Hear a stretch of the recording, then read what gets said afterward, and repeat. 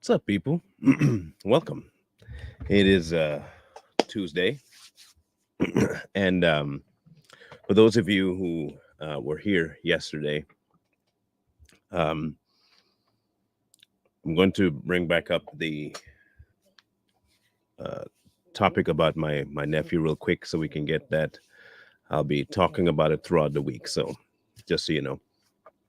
And I do have the link with me, and I wanted to try and put that in the chat so you guys can have that in case you don't want to go to find it on the YouTube page. Um, but I did want to um, give you uh, a little bit of a quick rundown of this. Um, he does have a video um, of it, of what's going on there. And so I advise you to take a look at everything before you decide to make a decision about it. It is pretty dire situation that he's in. I'm not going to sugarcoat that. So um, this is a matter of him and his daughter at least not living in somewhere where water gets in every day. So just so you're aware. Um, so I would appreciate at least a gander at it and at least prayers about it. That'd be amazing. Um, oh, no problem, Linda. Um, if needs be, I'll put it up on Straight Talk, and I'll just put it up there. Probably more likely if we can't get it up on um, the GoFundMe. Just as long as all the other pictures are up there, that'd be great. Anyway, today we're going to be discussing a growing trend. I think this week is about this growing trend, and this trend is the church wanting to be a lot like the world, where they feel they need to participate in all of their events. Um, we feel the need, or not we, they, that version of the church and thinks they need to bring in everything of the world in order to get people's attention and keep their attention. Apparently, the word isn't enough. And you found out yesterday that there are some people who consider themselves super spiritual but deny the Bible. So it's like they have this mindset about them that is quite contrary to logic. It really is. It's quite contrary to logic. But hey, to each their own. Um, but in this situation, we have a I guess you'd call him a pastor and his wife, um, and they are walking out on stage to have a discussion, and they're walking out to a song by Kendrick Lamar. It seems to be the new black anthem. I don't even know what to make of this anymore. But anyway, the song is "They Not Like Us," and I think it's been everywhere. You can't even avoid it anymore. It's in videos, memes, everything. It's everywhere. In any case, it's about part of it anyway is about Drake and his um, propensity for young girls and all this nonsense. Anyway, so they walk out to this Christian event to "They Not Like Us," right? Now I can't play the song, but I'm going to play the video where they're walking and you probably won't hear it, okay? But understand that it is a secular song speaking about ultra secular things, and they are supposed to be a Christian couple going out to a Christian event. Okay? As long as we got that right. So here we go.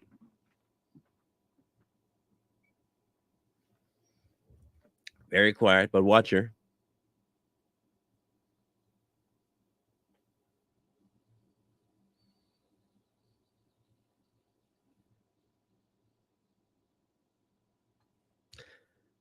Now, you're going to hear what she says.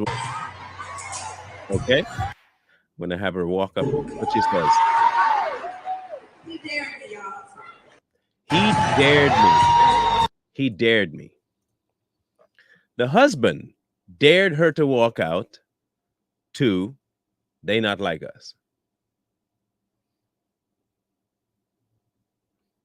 So I want to do one thing before we move forward on that whole stuff. I want to introduce you all to Kendrick Lamar, because I think that would be the best understanding of what makes this problematic. Because Kendrick Lamar is not immune to stupidity himself.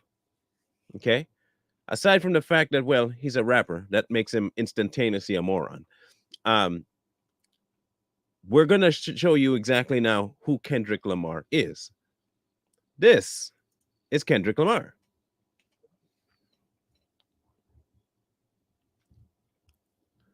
Now, he's the kind of guy that blatantly mocks God. Okay? And I mean blatantly. So my question is, why would you, as a pastor, use an individual that blasphemes on a regular? Now, while he's dressed in his crown of thorns, dripped in blood, this is what he says.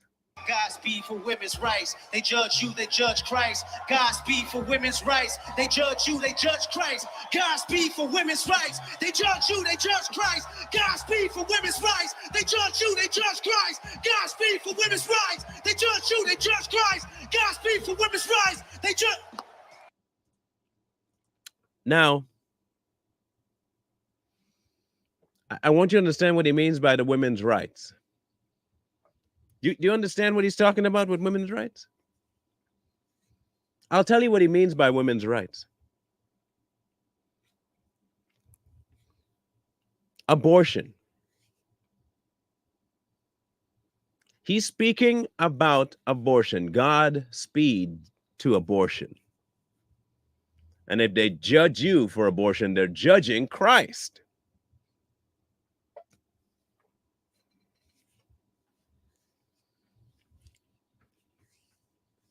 Unfortunately, the church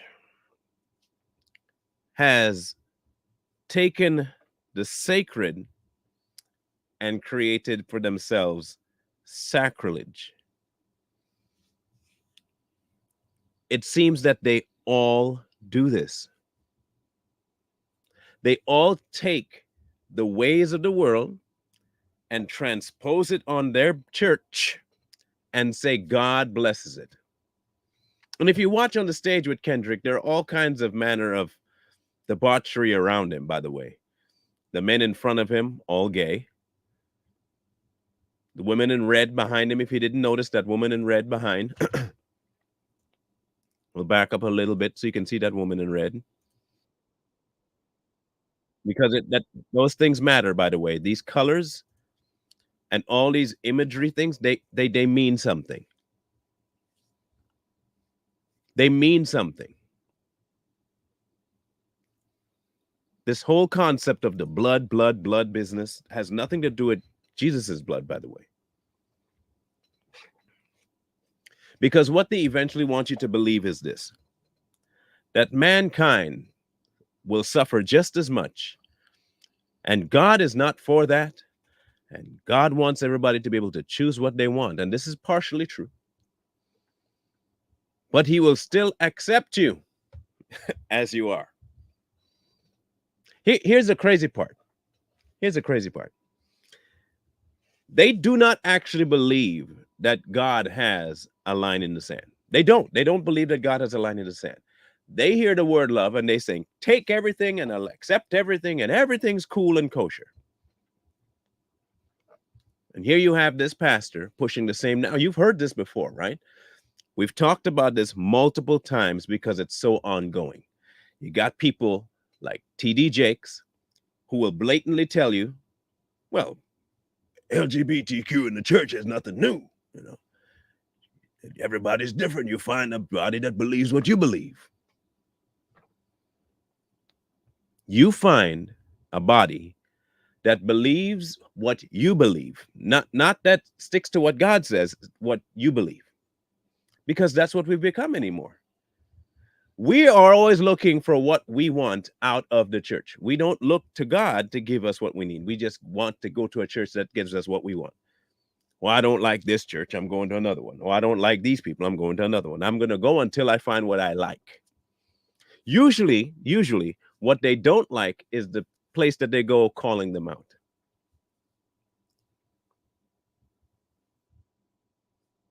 That's what they don't want. Most people leave churches, hear me out. Most people will leave a church because they don't get what they want from it.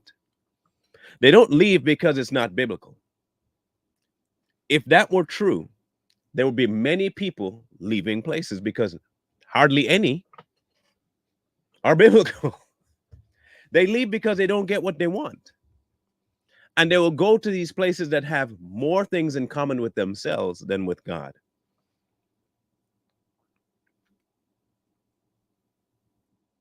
These particular pastors are some of the most egregious offenders ever.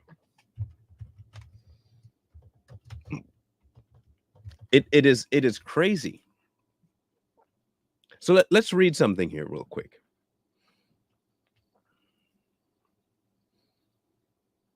I want to understand. I want people to clearly understand this particular thing I'm going to bring up here, because if people would read, especially those who call themselves pastors, would read the book they say they're supposed to be using, they would understand this particular verse here. But maybe, just maybe, these pastors are like our friend yesterday who thinks that Paul is a heretic. So they probably don't ever use anything that Paul ever said. That's probably what they do.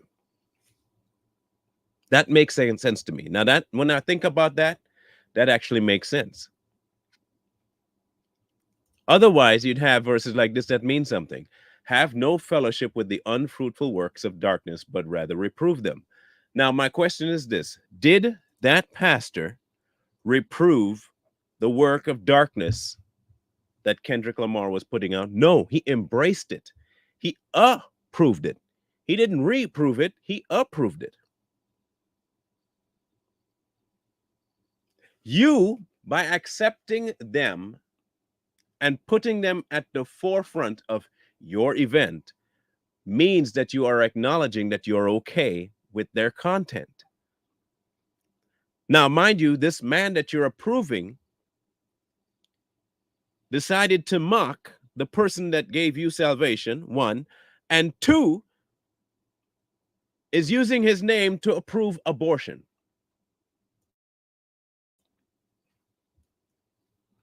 Okay? All right. It goes on. For it is a shame even to speak of those things which are done of them in secret. But all that are reproved are made manifest by the light. For whosoever doth make manifest is light. You see, they don't want to do that. And they can't.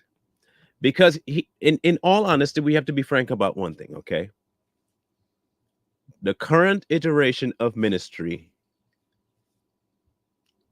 is money. I hate to be the bearer of bad news to you, but it's money. Money rules them right now. That's crazy. That's crazy to me. I've heard some of them give memberships and all that stuff, and you have NDAs and all this nonsense too. It's become a business. It's about money. Pastors see, or I should say, people see the pastoralship as a lucrative position, and they're not wrong. Hear me out. They're not wrong. Just like with any good profession, if you, and this is what the pulpit has become, a profession. Like I said, we're being frank about stuff right now. Just like any good profession, if you do good at it, you get paid well. But a lot of these now, the current iteration of the church is a business model of who can say the most uplifting thing and who can get people to believe the most of themselves. And in turn, the people will give you what you want.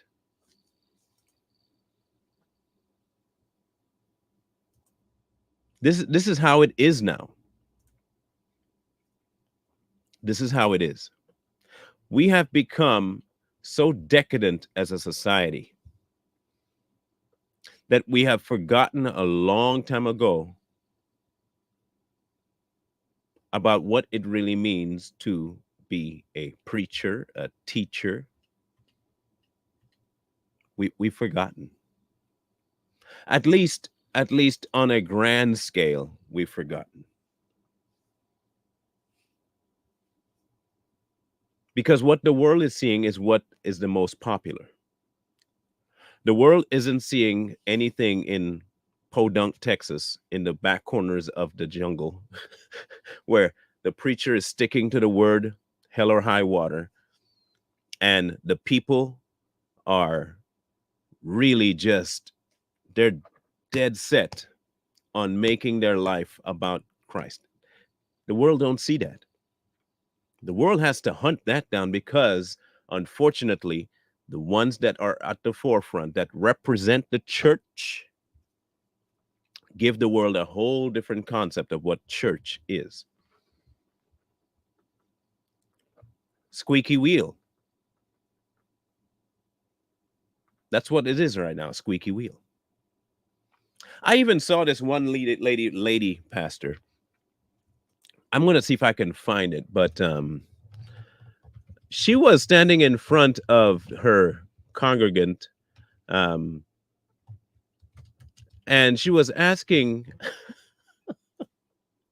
them to come forward and give her $20. Okay. And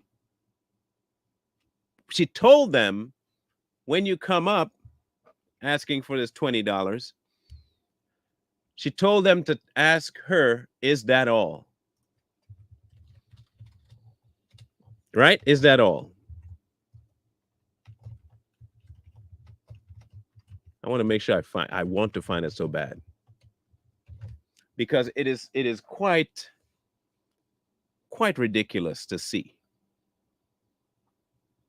I ain't gonna lie, it's quite ridiculous to see. It may be tough to find now.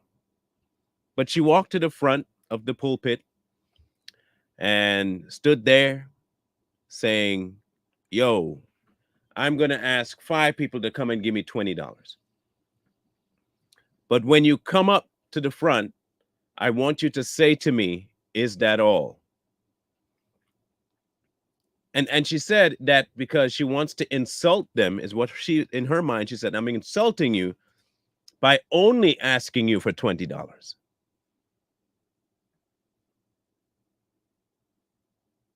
She said, I'm insulting you by only asking for $20.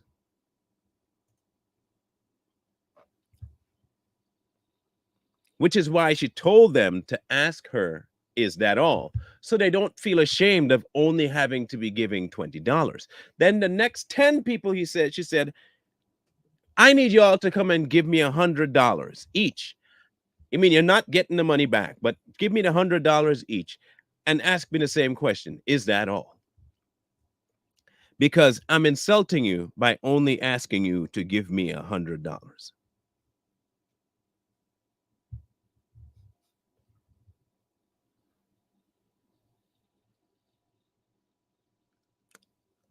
I don't know what exactly it is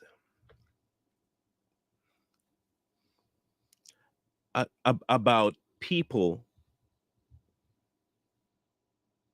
that when you hear something as silly as that, you don't run. Like I'm genuinely confused as to how that has become. Well, I guess I'm not fully confused because I know that people have been sold this bag of goods that what you give, God will give back tenfold. And that's been they talk about the talents, they talk about the lady and the flour and the oil, and they make sure they push that narrative so hard. And this is not new, mind you. This is not new. This all started, and this is what I genuinely believe. This all started some time back in the 80s. We had a massive, what they would call a Jesus movement back in those days. And there were a whole bunch of college kids and high school kids and young adults that were just, they say, that were on fire for Christ. Do you remember this time? And DC Talk was big. Jars of Clay was big. Um, the What Would Jesus Do bracelets were banging back then. Jesus is my co-pilot. All these bumper stickers. You remember those days? And those things were selling like crazy, but nobody made really a big fuss about it. Y'all remember that time? And we thought it was, you know, good. It was so much fun. It was great to see that. We didn't realize that right then and there, they were making Christianity materialistic. We didn't catch it. We didn't see at that point, right then and there, they were making Christianity about what you could flash before people, not what you knew, not how much you followed, but how much you could present yourself as following. You wear that What Would Jesus Do bracelet and everybody thought you were, hey, yeah, he's a Christian.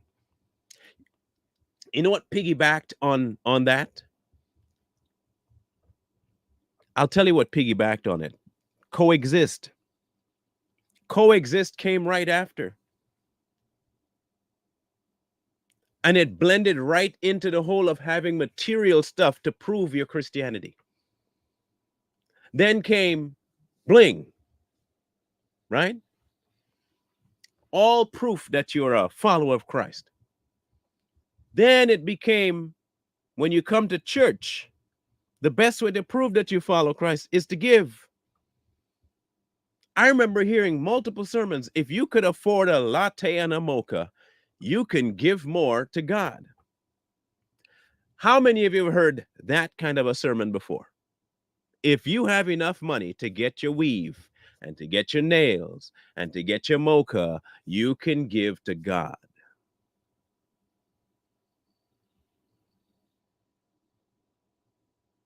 It is not brand new. It is just now mainstream.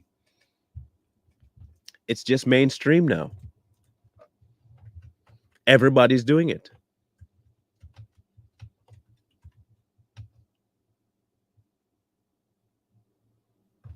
Everybody's doing it.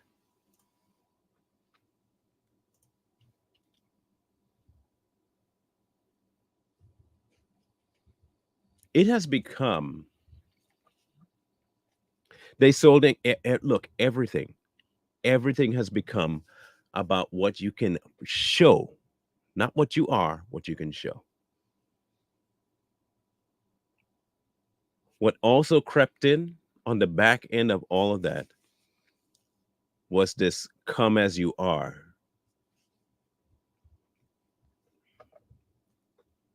That's also what crept in.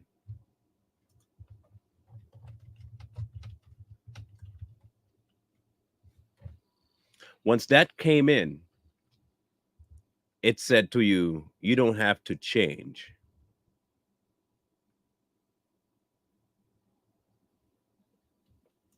You don't have to change. They didn't push come as you are because he loves you enough to save you regardless of where you're at. It's come as you are, regardless, and you're fine. So where did they get this idea of come as you are?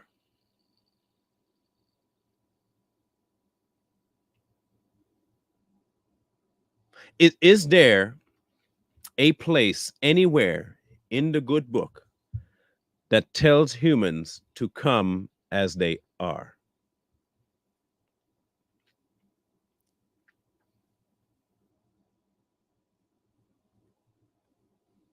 but they're good. They're really good at it because they'll put you all kinds of verses that might hint at it. Just hint. That's all they need is a hint.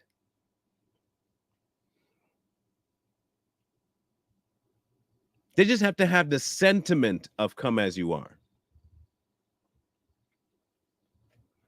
It doesn't have to be true. They just have to have the hint.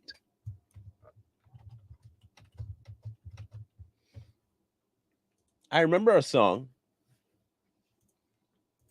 and it's an old one, really old one. Just as I am. You remember that song, Just as I am? Now, if you were to just take the title, you will think to yourself, but isn't that come as you are? No, not when you read the next line right after the comma of just as I am. Just as I am without one plea, but that though your blood was shed for me, and that you bids me come to thee, O Lamb of God, I come, I come. Just as I am, and waiting not to get rid of this one dark blot, to thee whose blood can cleanse each spot, I come. You see, what she was insinuating was that I'm coming as I am to not be as I am. I am coming to Christ as I am so that I can no longer be what I am. Today's message is come as you are because God loves you that way.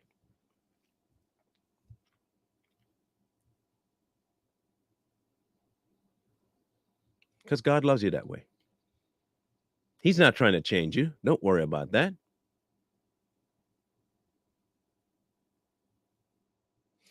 You know, if it's one thing I do appreciate about the body that I have here, okay, at Awaken, this is the one thing I really, really, really love about the place. They're not unbiblical, so that's not the issues I have with them, okay? But here's the biggest thing I commend them on. You could have just come from under a bridge, sleeping in a plastic bag, high off meth and every other drug, clothes looking like absolute trash. You smell like every single undesirable odor, and you can walk right in and they'll sit you down in the front.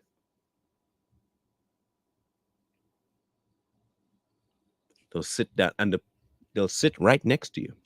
Nobody will run. Not a single person in the entire place will move. They won't have an issue at all. Not one. If you don't want to go in, you can sit in the lobby. People will still come sit and talk to you. I will commend them on that. They have it going. That is their niche. That is where they make the most impact in this valley because we have a high population of homeless people here. They've never felt uncomfortable walking into that building, not once. I commend them on that. There aren't many places like that anymore. They have a special spot for you in the back, or they make sure they tell you, well, we'll stay out here, we'll have somebody come talk to you. That's so now you don't really need your Sunday best in this particular place. And that is how it should be. That is really how it should be.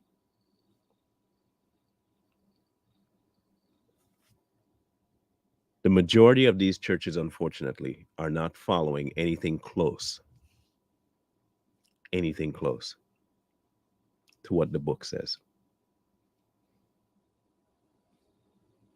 They don't. They simply don't.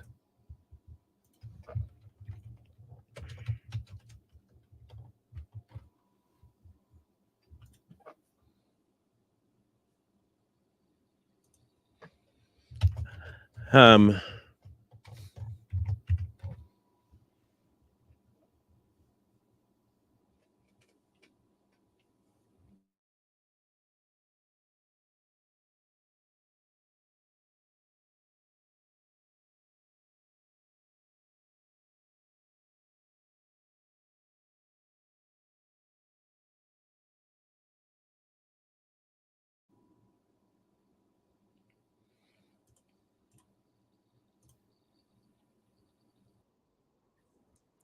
All right.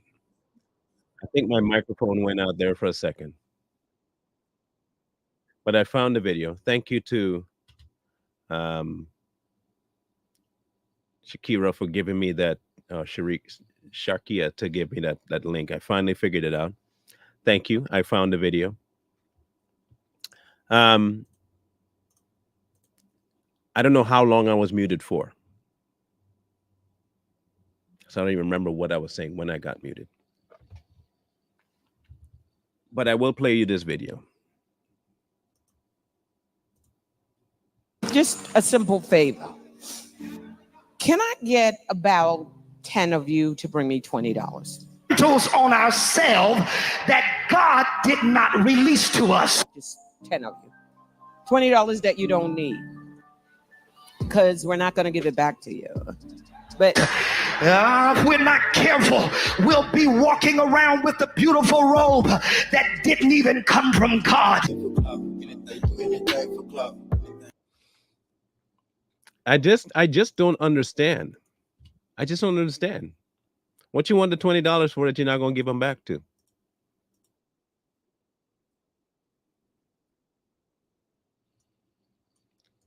I don't understand it. Anyway, let her continue. where are you? God bless you. This is $1,000. We're the $1,000 givers. Is that all? We're the $1,000 giver. Where are the 10 individuals in the house that should be given $1,000 tonight? 1, 2. Where are the other 8?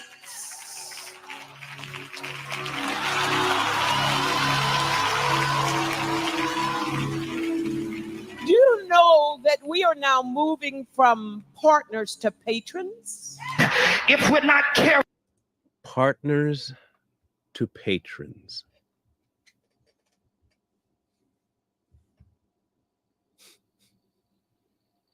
Because it is about what they can get from you. You know, the position of a pastor is to feed. The position of pastor is to help, mentor, guide, pray for,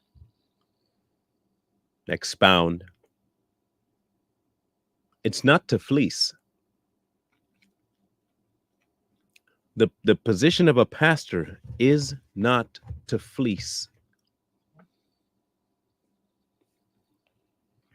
But that is no longer the title. A pastor now does not mean shepherd. A pastor simply means a way for them to have you pass your wealth on to them.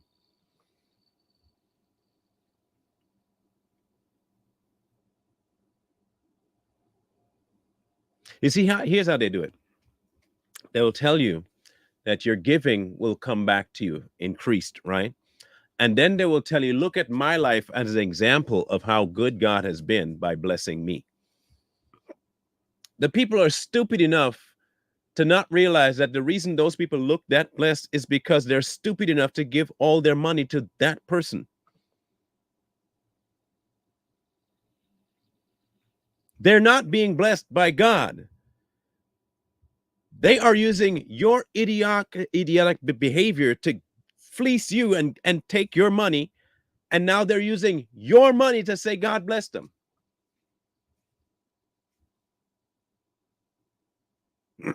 And they'll go out and buy all kinds of extravagant stuff and then tell you, God blessed me.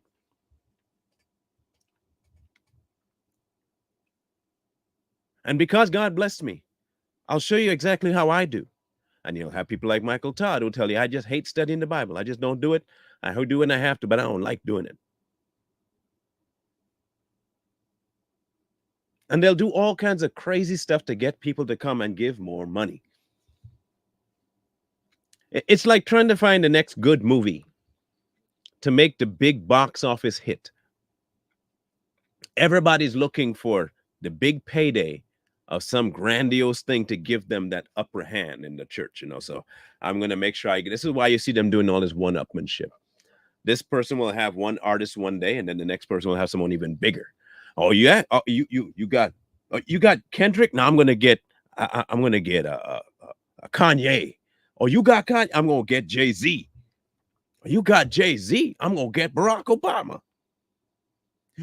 I'm going to get this. And they just trying to one up to get the people in the congregation to say, wow, and give money. He told you can't serve both. He told you this. So how in the world can you call yourself a church while mixing the two? Where you don't have an altar call, you have a money call.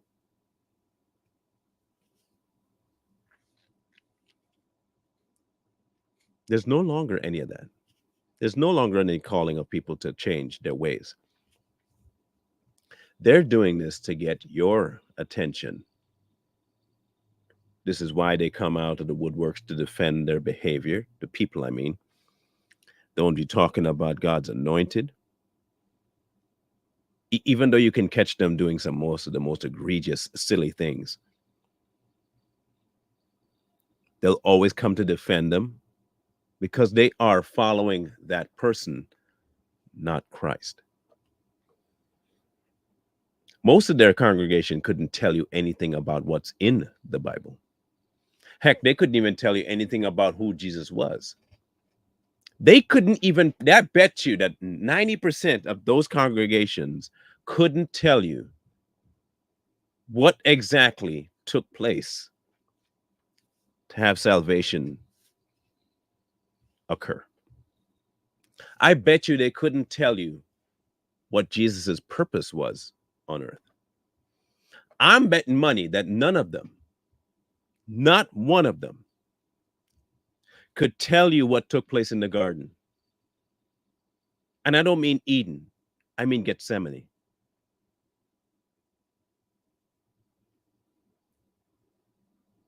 I bet you they couldn't. I bet you they couldn't tell you what his final words were.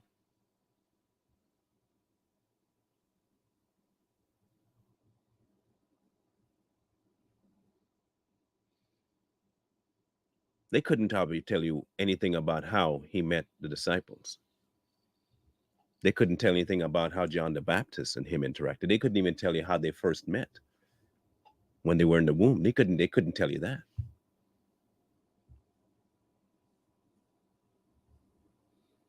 Because that's not what's being preached. Christ isn't being preached. Christ isn't being pushed. Sacrilege is. The taking of what is holy and profaning it for money. They're prostituting for money in the name of Christ. And they will have a hefty price to pay. I don't want to be around them when this thing hits the fan. I don't.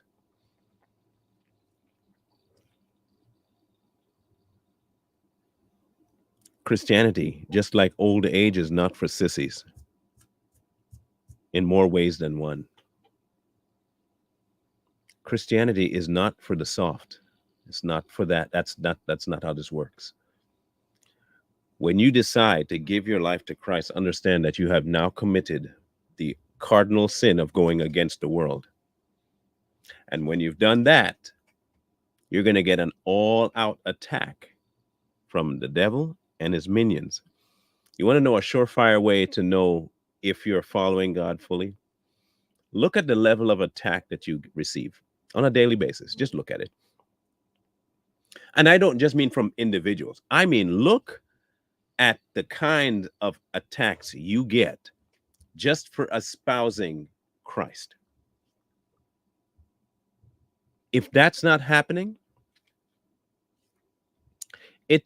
I'm sorry to tell you, it's a sign that you're probably not doing what you think you're doing. He said it, right? If they hated me, they will hate you. For this reason, we are put to death daily. This is nothing of a cakewalk for us. Okay, this is not what this is. You do die to self, indeed. But understand now, the devil has a marked target on you because you have blatantly turned your back on him. He ain't going to just take that sitting down, lying down. He's not. He's going to up the ante. People who live a comfortable Christianity are not living Christianity. I'm just telling you now, Christianity is not comfortable. It is wonderful, but not comfortable. It is beautiful, but not comfortable.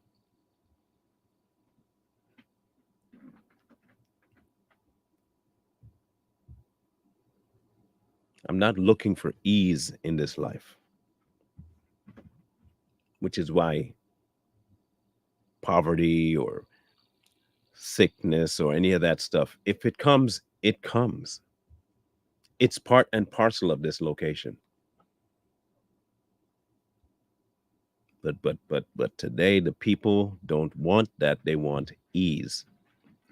And there are those like those pastor and his wife that will tell you just, yeah, life is supposed to be dun, dun, dun, and you know, dun, dun, dun, dun, dun, dun. Just party, man. Just party.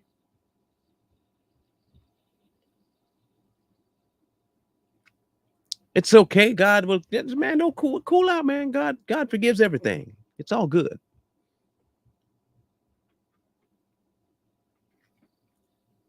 I even heard Jamal Bryant say something so silly one time.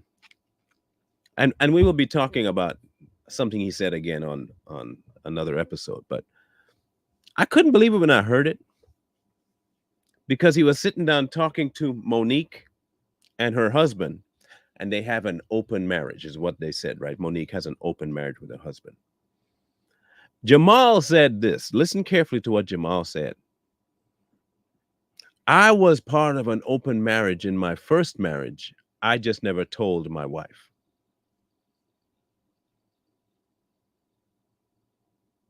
He said, I think I'm a fan of open marriages, and I was in one in my first marriage, but I just didn't tell my wife that. And he starts to laugh about it.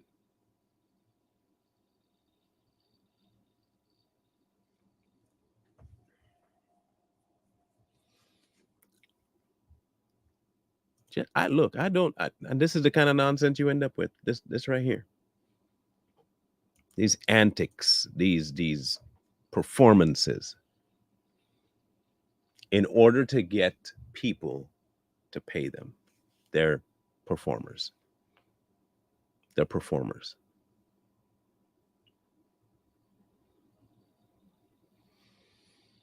And unfortunately, it's a healthy market. It is a very healthy market. There are tons of people who just love giving to them for the express purpose of hoping in their mind that God will give them some extra stuff. It's no different than the Catholics, where you pay in order to stay out of certain portions of hell, because you think that they have that power. No different.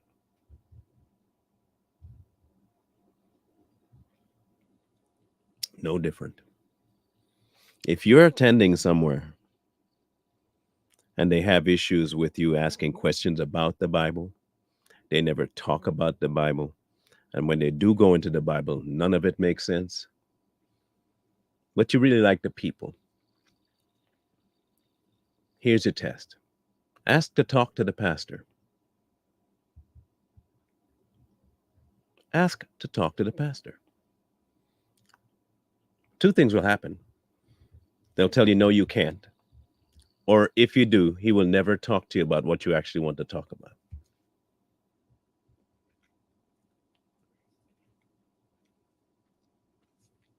I hate to break that to most people, but that's just the way it is now.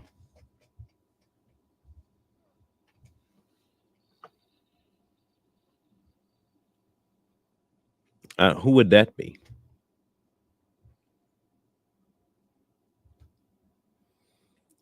I used to follow quite a few of them, and then a few of them just went completely off the rails, and I stopped following anybody on TikTok like that. I have the book. I read. Got the Holy Spirit. I ask. I follow one or two people now on YouTube because they stick 100% to the book. Corey is one of them. Corey Minor is one of them. There are things that I would love to have a conversation about with Corey, but that hasn't happened yet. I don't think it will happen. The thing about YouTube, and there are tiers of influencers, and if you're on this lower tier, you can't really get to the upper echelon to talk to certain people. So I don't ever have a conversation with him. All Things Theology is another one that I follow.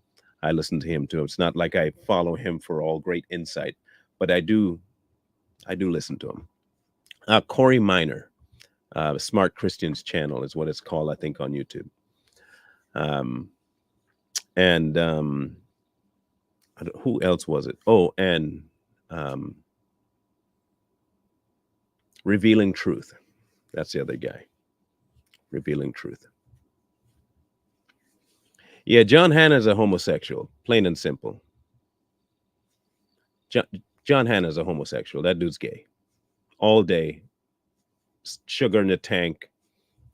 No gas at all. Gay. Plain and simple. Just straight up molasses almost to the point. Gay. That's what I think about Hannah. That man has multiple side men. Multiple.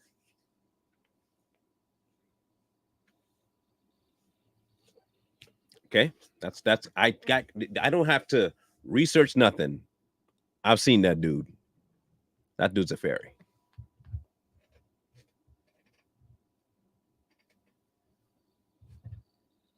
He a fairy. But I do hope to have a conversation with Corey one day. Corey Minor, Smart Christians channel. I've, put comments in there a couple of times, but it's not come back with any efficacy. I've emailed, but that doesn't work in either. So I'm not holding out hope for that. But it's not like I'm groveling to try and get his attention either. I have, like I said, the book is there. It's easy enough to read when you know Christ.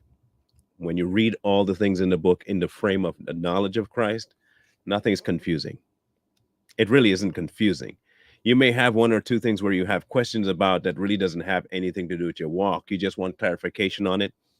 And there are resources that you can use without having people that are, learned in certain things. So I do believe that the Bible is built around layman understanding it. I do believe that 100%, that the average man can pick up the book, read it, and understand, and become a knowledgeable person about the book. But more so, it will directly take them to the foot of the cross and to Christ. And once that happens, I think the majority of people can do that. I use one called the Scriptures on a regular basis, but when I get on here, I use the New King James Version, but I normally read the Scriptures. It's called the Scriptures. So in any case, I wanted to bring this up here so that you can understand something, that this particular movement of the so-called church is not really church. It's something other. It is fake. I have no doubt that there are many smaller, deep-rooted churches out there that follow the book to the nth degree and allow the Spirit of God to do what it needs to be done. And they follow Christ all the way. They do it. I know there are some out there. Unfortunately for the world, the ones getting the majority of airtime are the ones that are leading them directly to hell.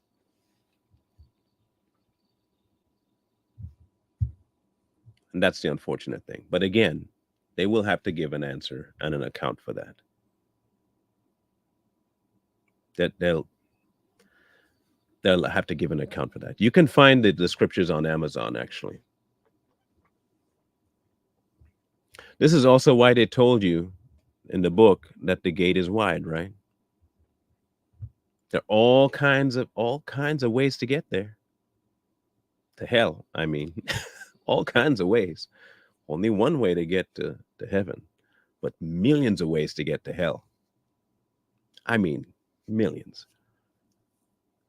And the fake church is one avenue. So be very careful.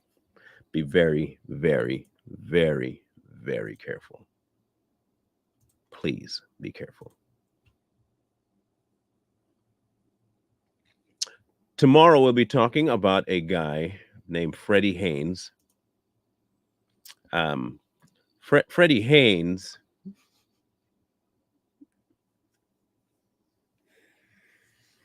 Oh my word. Freddie Haynes is a different cat.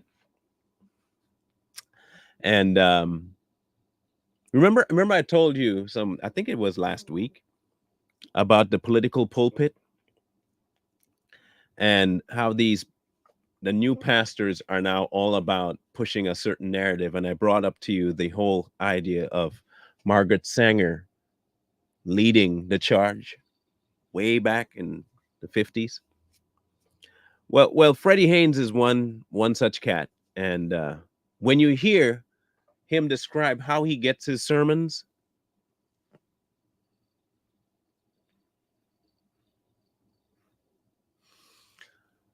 whew,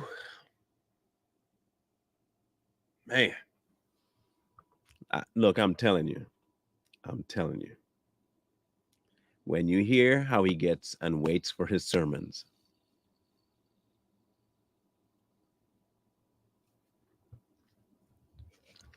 yeah, well.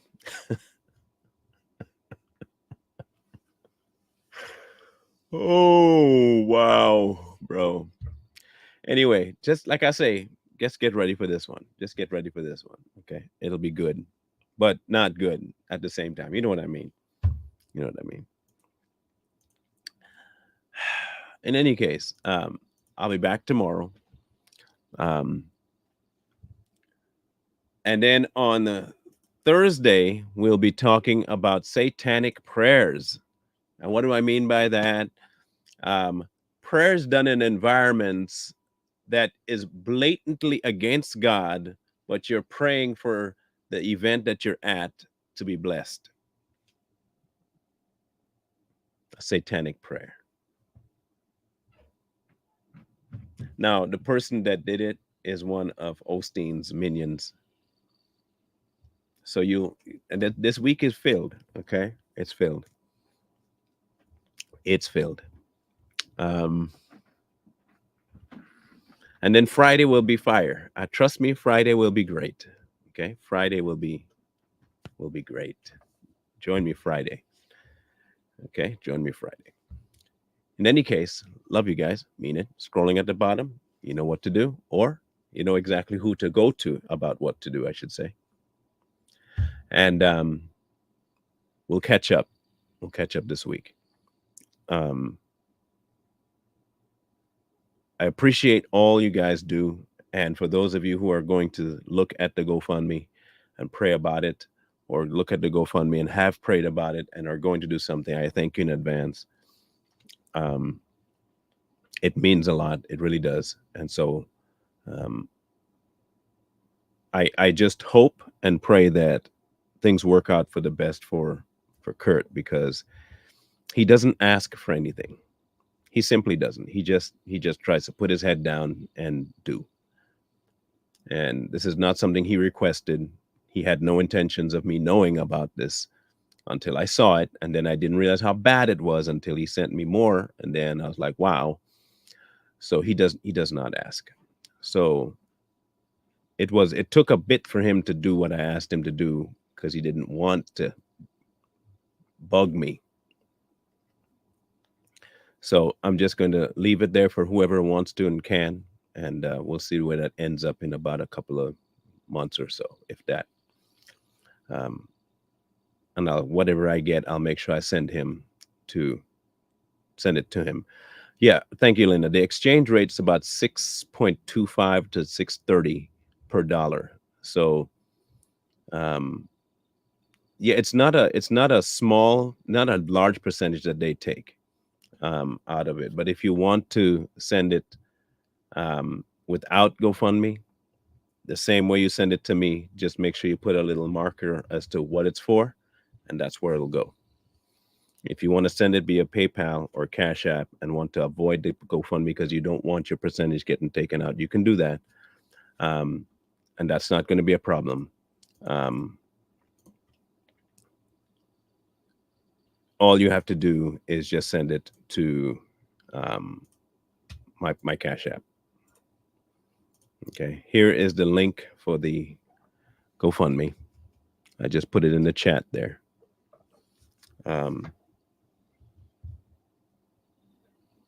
So yeah, if that's not something you want to do, you can do it like that. Make sure you tell me though what it's for, so I can send it right away to him.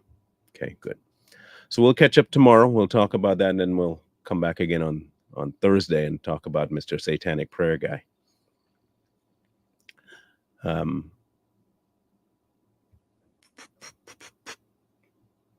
I don't think there's anything else. We'll be back Wednesday on Savage Patriots. We just dropped a video today that I think you should go watch.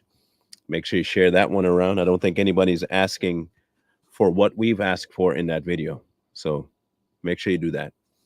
Until then, make sure you guys like, share, and do all the things you need to do here, please. That'd be great. Wisdom calls to you from the streets. So please, please, please, please find wisdom.